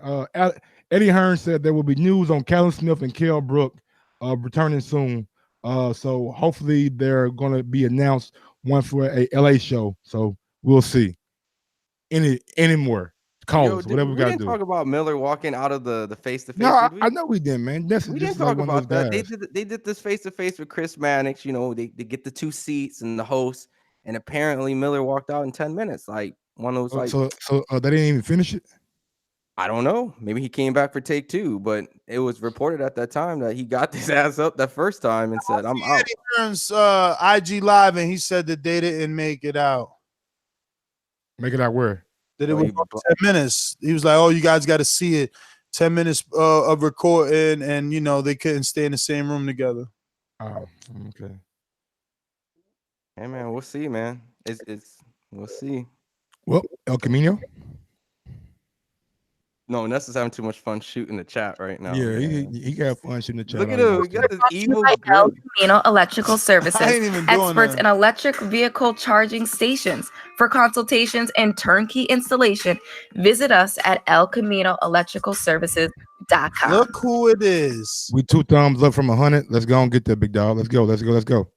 We If should have 200 to just being real with you. If it isn't good old Clownthony Edwards. Hey, babe, how you turn that down? Yeah, what up? Did I just hear you say babe? Yeah, I was talking to my girl. So we know you ain't at the gym. But I just left the gym. Homeboy, what you talking about? Mm-hmm. That's Cafe. I'm proud of you, though. You got in there and talked a little shit, called the homeboy Coogan out, Coogan Duck. But did you watch that video from what's his name from Barbershop? Nah, I haven't yet, but I heard he want to get on Border Wars versus T Street. Oh yeah, we got to touch on that. We ain't even touch on that shit. Yeah. That's Border Wars. I just know T Street. Springboard though, I like that. I just know T Street not gonna take that fight. I was at a press conference with T Street maybe 24 hours, 48 hours ago. He had a whole cast on his leg, and he and I both need to work out. You ain't been in the gym at all. Nah, I ain't been in no gym, bro. I mean, I don't even know what a gym look like. It was tough for me to get back in. It was tough for me to get back in there, but I'm in there grinding shit. But what's the fights this weekend? We got Degale and bum ass Eubank. Man, you better watch your goddamn mouth, nigga. I think, man, you and I, you know, I know, and American and the UK people know he's a bum. He's a hype job. He's a just like Spence said this morning. But that was a great ass interview I got with Spence. So I like that shit. Yeah, that motherfucker's an athlete, but he's a terrible boxer. But he might be better with a trainer. But I'm gonna have to go. I don't know. Degale broken though. I don't know if that motherfucker. If Degale ain't broke this time, maybe it win. I'm gonna just go with Degale, so I won't feel bad if I lose, because I'm like Ness. I ain't betting on that motherfucker you bet no more. The rest of the motherfuckers, I think I got Omar Douglas over Selby. That's the rest. A sides though. But hey, what time? Anybody got time frame for the Border Wars fight? Shit. You know what time was it? Everybody still working that out there. Why you want to know what time you gonna die? You should just be living life. I gotta know what time tell my girl to get there so she can see the ass. Why you keep putting that pressure on yourself, fighting in front of your girl? Because niggas don't want to get knocked out in front of that girl, so it's like a little boost of fucking motivation or get right. Absolutely, I feel. Well, he was bad fighting a about being, Canadian before. He fighting a Rios. Mexican this time. Don't make no difference. Yeah. Mastermind Joseph in Texas. Yeah, he actually raised some questions to myself, man. What's going on with Border Wars, man? I hear y'all ain't talking. I hear is. y'all ain't talking. Eric Cruz says he got Border Wars fighters in the chat, and it's like pulling teeth to get y'all to respond. So maybe if the Border Wars fighters respond to Eric Cruz, y'all know what's going on. I've been saying for weeks. I sit in my videos. We're asking what day we doing this. I ain't seen no videos. You ain't send me no videos. Like. You ain't send me no videos. Where the videos at? And I'm the only one. We're the only one with the intro video. We don't even know what our guy looks like. Yeah. You sent me that. No, but while I was on vacation, Eric Cruz submitted his videos. Anthony ain't did shit. But yeah, you're right. And Eric was saying that he's been asking the guys in the Border Wars chat, but they haven't they haven't submitted yet. We just want to know what our opponent looks like, and if make sure it's going down. Listen, don't worry.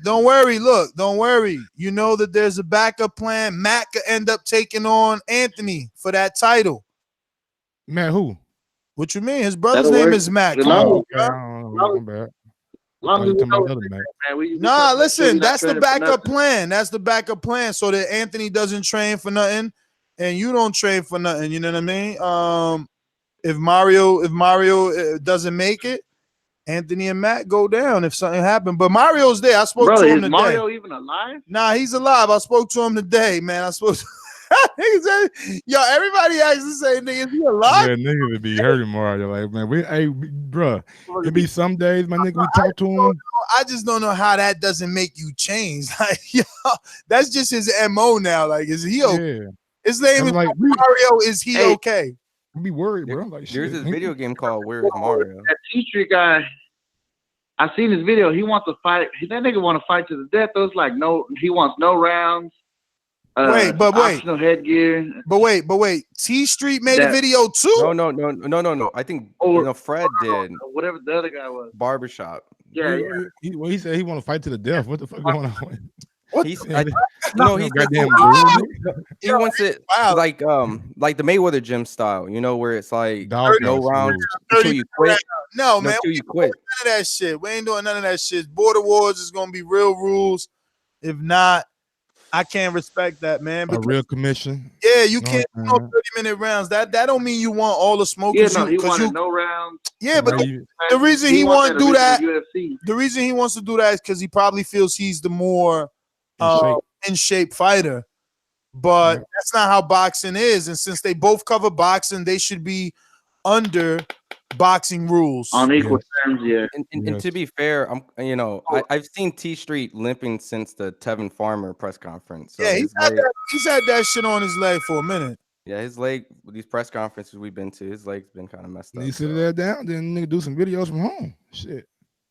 Well, I don't know, man. But listen, I will definitely promote that fight. They could be on Border Wars if they want. Hopefully that can be the undercard for the main event. Nestor Gibbs and motherfucking Coogan Cassius. Coogan ain't taking let Coogan know, nigga. TBV might be invading goddamn the UK here pretty soon. Now, we'll find you, bro. We'll run down on you. I saw this card and they had other people. They said Dante Boxing Nation versus 10 Triple G fans. Dante's a big dude, man. Big as hell. He's big. So the fact that I saw Dante versus 10 Triple G fans, I'm like, holy shit.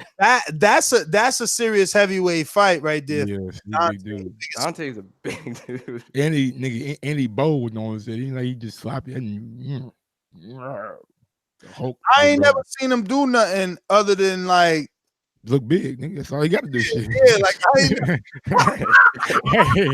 nigga, that's all he got to do. Nigga be like, I don't know about that one, bro. I ain't going over there. we gonna leave him alone, bro.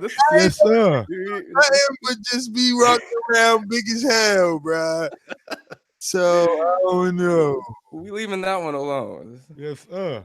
Yes, sir, nigga. He not on the wish list at all. I see him, bro. I saw a nigga when he was at the Black Fan Expo, and like somebody had did a little pan, and they panned to him. I said, "Nigga, what the fuck is going on? Is he a bodybuilder or something like that?" He's big, bro. But props to him. I heard he's opened up a restaurant in a hotel in Thailand. So, congrats, man. No.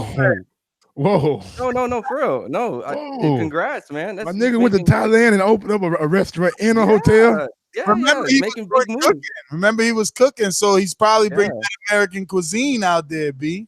Yeah, so congrats, man. No, he's making businesses overseas too. So Who said he opened up a hotel and a restaurant? No, he didn't say hotel. No, I did. I said hotel. Said hotel, nigga. Hotel. Yeah, look at your eyes. Yeah. Look at your eyes, nigga. Yeah. On my Facebook, he posted it. So I was giving him props for that. He's making business moves. Dante's Boxing Hotel coming soon. Hey, I'm about to be at Dante's Resort coming soon. My next vacation. Shout out to DK.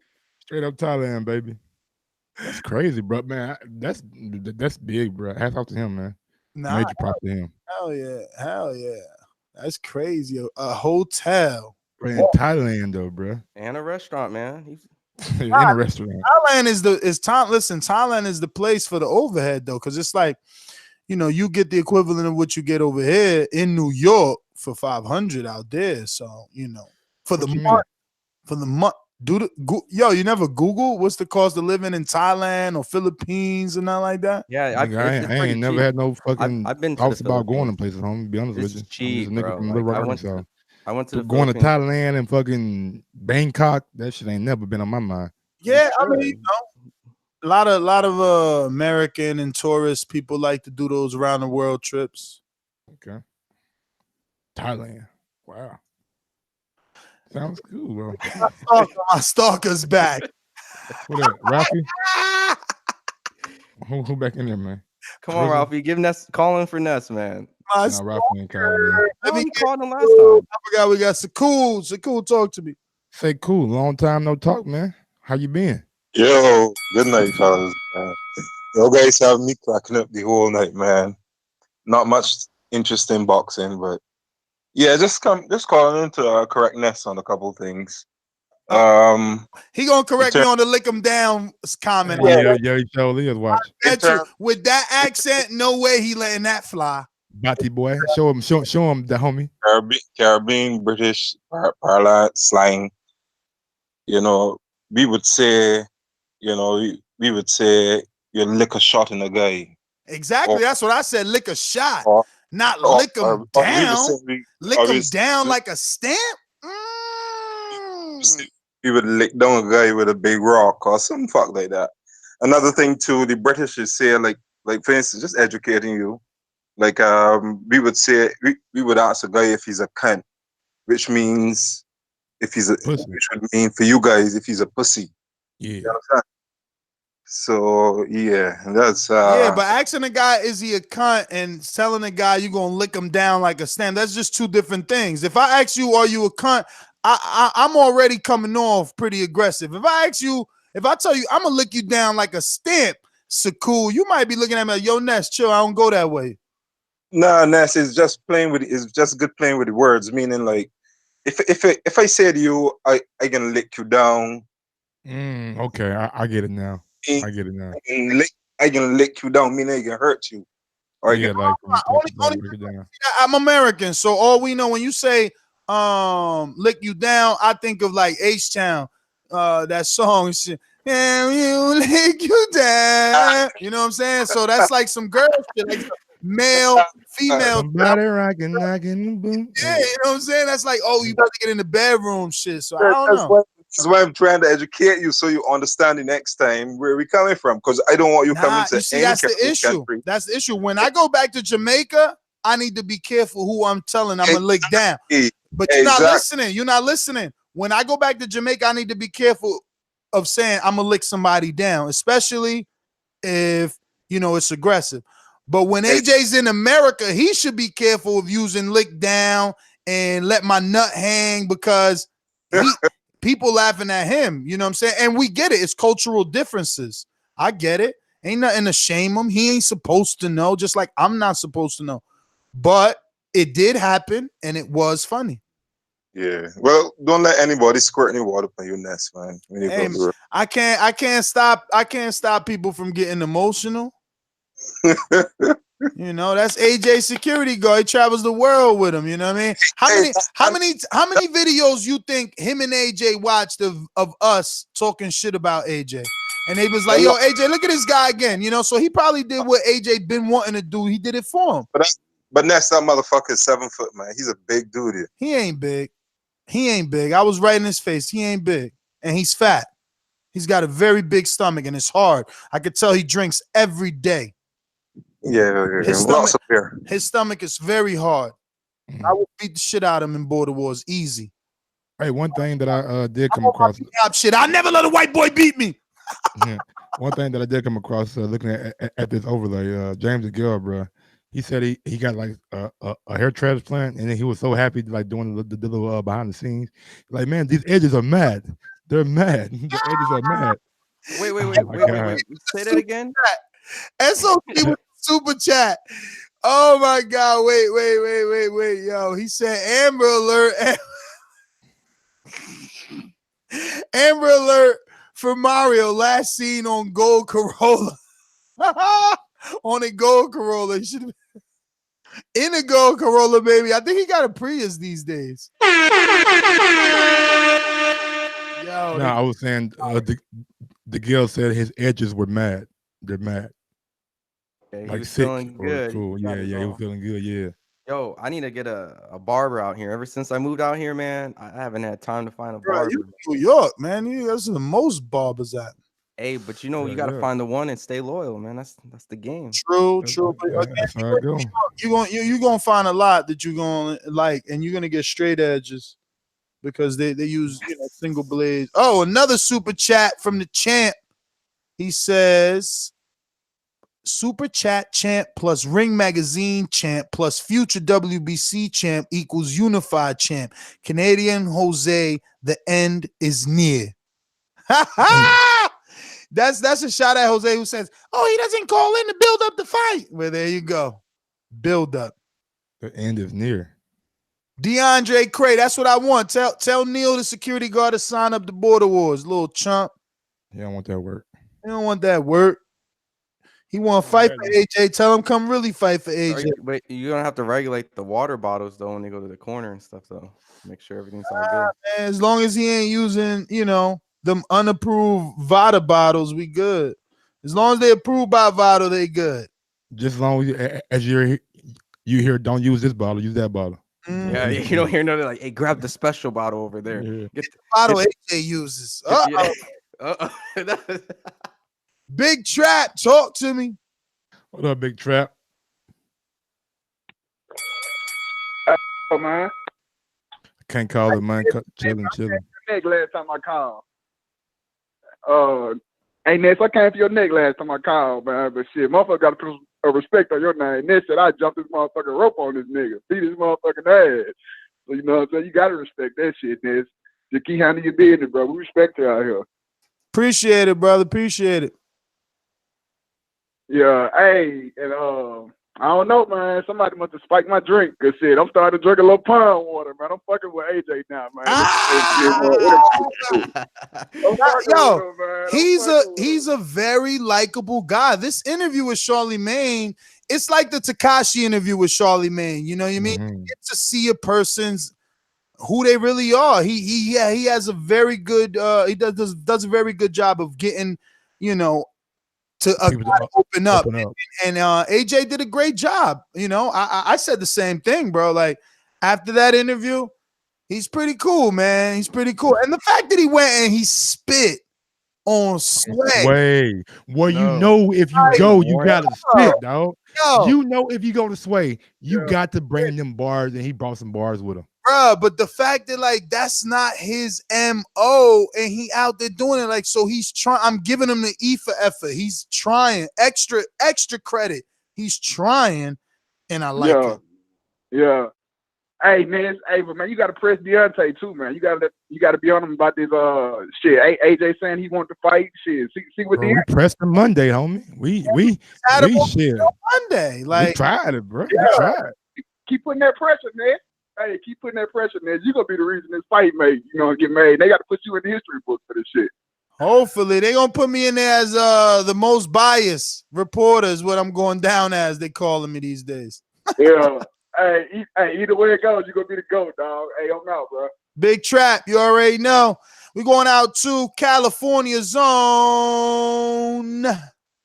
Mr. Info Joe. This portion of the show we call In the Mr. Know, Info Joe. presented by my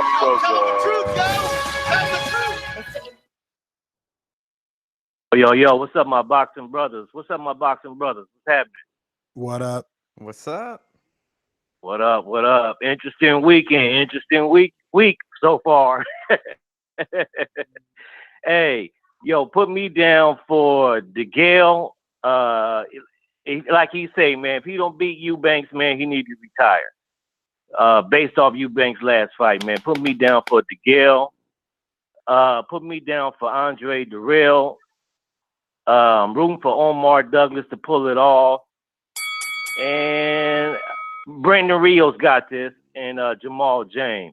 Hey, question: do you guys think? Because you guys are not even talking about the Spence Garcia. Talking about the press conference? You guys think that baby?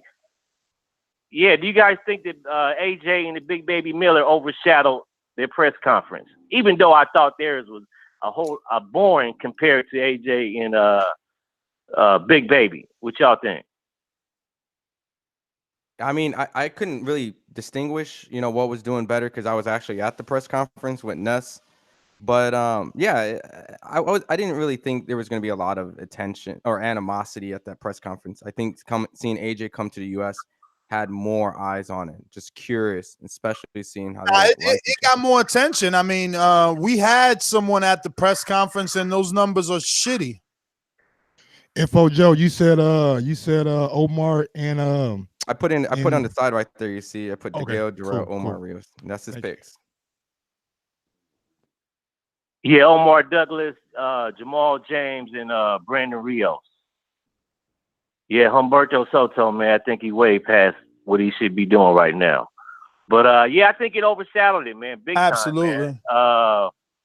I think Mikey Garcia is selling the fight more than Spence right now, man. I think Spence he gotta be, and even though he is talking more than he ever has, I don't know what it is, but it's boring. You know what I'm saying? For being pay-per-view. If it wasn't a pay-per-view, I would say something different. But it's a pay-per-view. I think they need to go above and beyond to sell this fight. You know what I'm saying? But that's my call, y'all. Peace. Yo, the chat. Mario, you here? What the fuck? Yo, look at this guy, jab left hook. UK hoods be looking like Beverly Hills. Yo, you guys are terrible, man. Stop, man. It's not true. Yo, they got the UK made out to be the softest lot in the bunch. Straight to the point for those with attention deficit. I'm so repetitive, so I gotta repeat. Stainless from the streets to the deep. I'm coming with that heat. All you need to know about me, I'm coming with that heat. Better be coming with that heat. Yo, TBB, what up? What's up? Yo, I said, what up, though? What up, though? What up, though, D? You already know, man. You already know, man. Ryan, how you doing? Good, man. How about you, man? Good. I don't know why I'm echoing like that, but it just is what it is, man. First off, it's my birthday. I turned 41 today. Well, shit, big ups to you, nigga. I'm enjoying the fuck out my day. Happy birthday to you, homie. Get to this flagship episode of TBB. You know Yo, who air horns was that low? I I know that's Ron. Ron with Yo, my levels were so messed up. That was me. Let me tell you. That nigga horn was in a third dimension. Man, that horn sound like it was on a Vespa or something. Turn it up, Ron. Yo, I'm super low level right now. I'm fucking this whole up. Then they got a Fisher Price horn over there. Man, I mean, on the boxing, man, Info Joe already said everything I was gonna say. The only pick I had different than his is I'm gonna go with Eubank Jr. over Chunky because I don't think Eubank. I mean, I'm talking about, man. Other than that, man, I got the same down the line. I got the same thing Info Joe had. Bet I got you down. What's this Joshua media event? I haven't watched all of it. I think I watched most of Sway in the morning. But it was a pretty good one too. He's doing a good job, man. So far they've done a good job of actually exciting me about this fight. But above all, man, we need to be asking the question of why they don't have Jarrell Miller out there more. Because that dude sold that fight just with that push alone. And how he talked afterwards, you know what I'm saying? And he spazzed real quick and then just chilled the fuck down and sat down like, yeah, and just said all that shit about how it's his time and everything else. So that's the fight, you know what I'm saying? They got me looking forward to this fight. I gotta be honest. I can only wonder what's next for Wilder with everything else that's going on. But that's really all I got, man. I just wanted to take a little time to share my birthday with y'all, man. And as I always say, please make sure you push the thumbs up. Share this in every episode of the Boxing Voice podcast. Peace, fellas, man. Y'all have a good night. TBV for life. Stan, man. Enjoy your birthday, brother. Sparkle on. Joseph said, bring it back for his boomerang. I got him. Joseph, what up? Yeah, I completely forgot to make my picks. Let me get Eubank Jr. And I think with Degale, when you start talking retirement, man, I don't think you're willing to dig deep anymore. So I'm on that with you guys. Let me get you said Lee Selby's the one coming up in weight? Yep, from 126 to 135. And Omar coming up from 130 to 135. I still take Big O on that one. Then let me get Brandon Rios. And what is the fight for that? I thought I saw something else. Yildirim, yeah. So what? Yeah, this is the weekend, man. It ain't that much. Oh yeah, we got Yildirim and Dirrell. I'll take Dirrell based off experience. And the last one, Jamal James. I'll take. Oh yeah, and I'm gonna take Joe Joyce. I forgot all about that one. Okay, Joe Joyce. Okay. Joe Joyce over Bermane, and I'll take Paulie Malignaggi in trash talk over Eubank Sr. I feel you on that. Yeah, Eubank Sr. was get another round at it. Yeah, Paulie being Paulie, man, doing good. Hey, he's entertaining. I wish he would train more. He just doesn't seem too interested in it. And then I'm gonna give Mike the win today for him going off and correcting this about Charlemagne. That one gave me a good laugh, almost as much as the Chamillionaire one did. He had me almost pull over when I heard him say that. I was like, damn, let me make sure I've been saying his name right. Yeah, man, that's don't give a fuck. Oh shit! Man. Everybody hit that like button and keep subscribing, man. Appreciate it. Joseph, you're the man, brother. Thank you. Can't wait to meet in Texas. Yo, I can't wait to watch this Kellerman and Bob Arum shit. Yeah, me too. I seen that earlier today. Oh, it was that early. Oh, damn. I wish we would have known about it. We could have talked about it today. The freak. Pretty much said what we said. The freaky. Oh, so but it's not Kellerman talking to Bob? Yeah. Oh, so he pretty much told Kellerman the same thing he told us? He went on Kellerman, I think, but after us or before us or something like that. Oh. Same day. And he did Tyson Fury. Like, you can probably expect to see Tyson Fury on it tomorrow too on Max on Boxing. Every Friday at 5 o'clock on ESPN too. All right. Yo, damn, yo. So it went from 6 to 13 people at the B&B. We getting a mansion, huh? That's what I'm saying. Like, if we ever could get all 13 pages, we can get a nice little size West Charlotte. It's just gonna if they feel comfortable. Yeah, but to keep accommodating that many people, we're gonna get further away from the venue, no? Because they got bigger places like right around the stadium. They're just not in our, the range. Set it up, Mike. I mean, stop slacking, bro. Supposed to have that shit already, bro. Like, yeah, you just added Jose to the group chat today. I mean, he just asked to be added, just like Eric Cruz asked to be added. I want to get it by tomorrow, man. Javier said, wait till Friday, wait till this Friday. And I bet we can do it Friday. And you said, I'm ready whenever, and I'm ready whenever. I got my part. I already got his part. You got your part. Just waiting on the other people. That's all. I ain't hear shit you said, bro. I know, but yeah. Follow me on IG at Gross1911, on Twitter at Gross2312. And you guys go out there, man, support Eubank Jr., man. I'm telling you. He's one of those fighters that people are going to appreciate down the line. About 5-6 years from now, you'll be like, damn, that guy came a long way and changed how he boxed. And it's going to be a very effective fighter, man. I'm telling you, man. Eubank Jr. Also, big ups to Anthony Joshua for coming over to the U.S., you know what I'm saying, doing your little media thing and getting everybody, you know what I'm saying. Maybe people are starting to see you in a different light or have a different opinion about you. I always laugh at my motherfucking outro. Yeah, that kills me. Yeah, that's super chat. For your waterproof coat, that's yo, y'all hilarious, man. Hilarious. And big ups to my guy Money Powell, you know what I'm saying, this weekend. Let's go, homie. Do your thing. And FA. Oh, never mind. That ain't FA. A job by somebody else.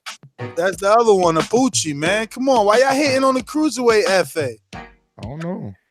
He got 5 fights or 6 fights, 6 KOs, man. He gonna knock somebody out. Okay, that's cool. You can find me at Ron G FIQ. I got an exciting week coming up. We got that Canelo. We also got Ron that over here, big dog. Clarissa Ron moved to Shields. fucking New York. Hey, and, Ron, and he getting all the goddamn press conference and shit. They saying that he got a hotel in front of a restaurant. Oh damn. I don't know, but you okay. could still be right. You could still be right. Everything you read on the internet don't mean it's true. Well, no, we're Facebook friends, so I just saw him post it. So maybe it's a combination, but pretty much congratulations to Dante. You know, I need to get a for real. hotel and a restaurant soon. And big up to everyone that's entering Border Wars, man. You know, and supporting the channel. So until then, we'll be back tomorrow. Mañana. Mañana, early morning. What should we kick off the damn morning with, man? What we got? What we got, y'all? Give us some ideas, man. What do the people want us to talk about? What do the people want to hear? Oh, look at Yo, you still getting timed out, but damn, that's funny. He said, born again U.S. reporter Nesta Gibbs baptized in the UK. It was actually an MSG, but that was funny. Yo, these comments. Pussy supposed to be wet. I used that on somebody first, you little cheater. Yo, these comments are so great, dude. They psycho. Big ups to Sparrow. Big ups to Jack Killsby. Big ups to My Iron Throne. Big ups to everybody out there in the chat. You know what I'm saying? Colin Eyes. You know what I'm saying? Even if you're getting timed out, big ups to you, Peter. I mean, Paul, whatever the fuck your name is. Big ups to you, Ricky. Ricky! Yeah, man. Thank y'all for joining us tonight, man. Short show, man. Short show, bro. I might do a little roundup tonight. Fuck it. This show was so short. I might just do me a little recap. Maybe about what's going on. I still got footage. Maybe I'll drop some more. Yeah, I got a video to upload. Patreon questions that are posted and I never drop. Like it's out. I just gotta press publish. Oh, you're talking about the Eddie Hearn Patreon questions? When you sign up for Patreon, you put a question, Ness reads it. The people Okay. by name. Cool. By name, yes. And I got a Bermane Stiverne interview dropping with Jack. It's about to drop in probably less than 5 minutes. I already got it done and finished. Oh, you did it. Because I was looking yeah. like, yo, where that shit go? And also I got if you guys want to hear a classic heated debate over two British light heavyweights, Anthony Yard and Joshua Buatsi from Spencer Furion and his fellow brother and UK member, I got that coming too. Give it about 5 minutes too. Let's go. Oh, that's fire, man. Fire. Goodbye. Bye. Bye. Bye. Still saying.